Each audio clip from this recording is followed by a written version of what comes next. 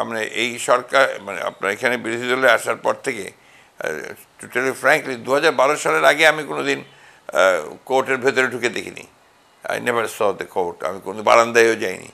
এই সরকারের সময়ে 2012 সাল থেকে আমার আপনার মিথ্যা মামলাগুলো শুরু হয়েছে এবং সেই মামলাগুলোতে আমাকে কয়েকবার জেলে যেতে হয়েছে, নট লেস দেন 10 টাইমস বোধহয় জেলে যেতে হয়েছে। তো জেলে যাওয়ার প্রথমবার একটু আপনার থাকে, আপনার বিভিন্ন রকম ধারণা থাকে জেল সম্পর্কে আর কি, একটা ভীতিকর একটা ধারণা তৈরি হয়, কিন্তু যাওয়ার পরে আর অতটা খারাপ লাগে না। আর বিশেষ করে আপনি ধরেন আমরা তো কিছুটা প্রিভিলেজড বলা যায় আর কি, প্রিজনার হিসাবে আমাদের জন্য আপনারই করা হয়, ওই বিভাগ আছে, সেই বিভাগ অর্থাৎ শ্রেণীপ্রাপ্ত বলা হয় আর কি। তা আমরা হ্যাঁ ডিভিশন প্রাপ্ত। তো এই ডিভিশন প্রাপ্ত হওয়াতে আমাদের কিছু সুবিধা আমরা পাই যেটা অন্যান্য প্রিজনাররা পান না। তো সেই ক্ষেত্রে আমাদের অত কষ্ট হয় না আর কি। এটা একটু এই কষ্ট। অন্যদিকে প্রিজন ইজ এ প্রিজন, জেলখানা মানে জেলখানা। আপনি আটক থাকবেন এবং আপনি বহির্জগতের সঙ্গে আপনার সম্পর্কে যোগাযোগ বিচ্ছিন্ন, পত্রিকা একটা দুটো ছাড়া বেশি পাবেন না। লাইব্রেরি একটা আছে প্রায় প্রত্যেক জেলখানাতেই আছে, কিন্তু সেটা যে খুব একটা আপনার রিচ নাই আর কি। আগে শুনেছিলাম যে খুব রিচ ছিল, এখন আর রিচ নাই। সেটাই গত আওয়ামী লীগ সরকারের সময় ওই আওয়ামী লীগের যত রকমের বই আছে সবই ওখানে থাকে, অন্য কোনো বইপত্র খুব কম থাকে। তবে আমার একটা ভালো সময় কেটেছে আপনার কাশিমপুর জেলায়, প্রায় পার্ট 2-এ। সেখানে আমি প্রায় আপনার 7 মাস এক নাগারে ছিলাম।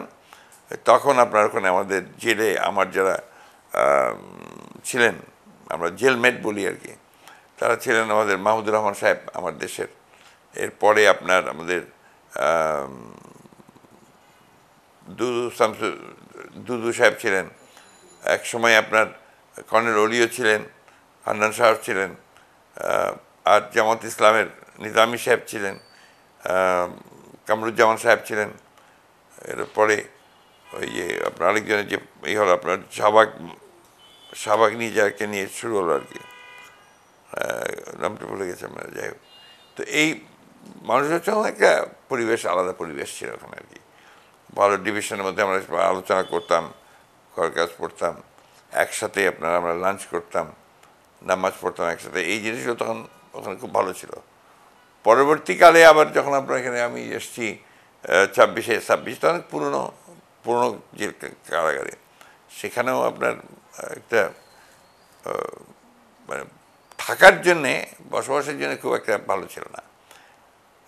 পরে আপনার এই গতবার যখন আমরা গেলাম, এই সময় খুব অভিজ্ঞতা, দুটো অভিজ্ঞতা আছে আমার।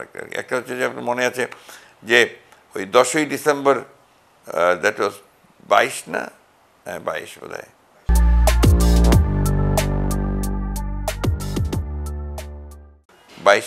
10ই ডিসেম্বর আপনার ওই যে ঢাকা চলো প্রোগ্রাম ছিল যেটা আর কি।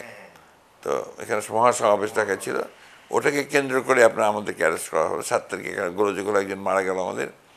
তারপরে আমি আর আব্বাস সাহেব অ্যারেস্ট হলাম। ভোরবেলা নিয়ে গেল, রাত্রিবেলায় 3-4টার দিকে নিয়ে গেল।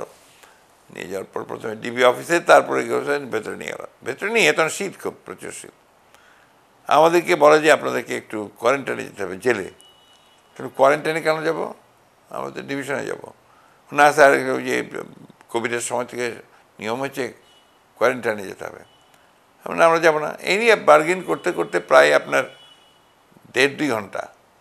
এরপরে ওরা এসে বলা শুরু করলো, না স্যার সব ভালো, চলেন দেখবেন। প্রায় ওটা ইসের মতো, ডিভিশনের মতো এই করতে করতে তার শেষ নিয়ে গেল। ওখানে আপনার আমাদের আরও সিনিয়র লিডাররা ছিল, রিজভী সাহেব ছিলেন, সালাম সাহেব ছিলেন, আপনার খোকন, মিলন, যত সবাই প্রায় 450 নিয়ে গিয়েছিল সবার সিনিয়র লিডার ওইখানে 29 সেল বলে এটাকে আর কি। তো নামও আছে একটা সূর্যমুখী।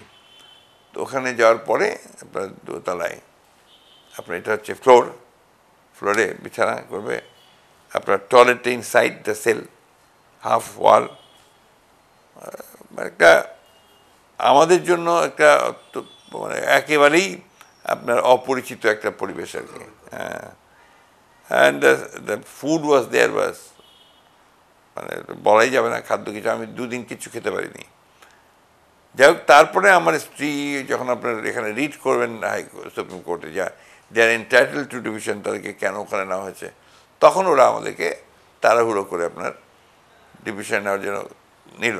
তো নেওয়ার সময় ওই ঘটনাটির জন্য বলছে কি, নেওয়ার সময় যখন আমাদেরকে বার করেছে তখন বিকেল ছিল, তখন চারদিকে স্লোগান উঠতে শুরু করলো।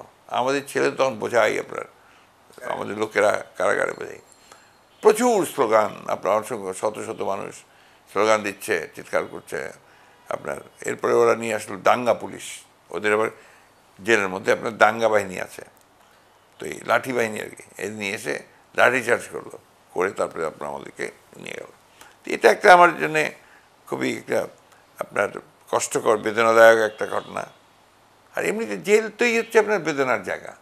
আপনি যাদের সঙ্গে কথা বলবেন তাদের কষ্ট, তাদের দুঃখ, কেউ আপনার খুনের আসামি, কেউ মিথ্যা মামলার আসামি, কেউ আপনার এই ড্রাগের আসামি।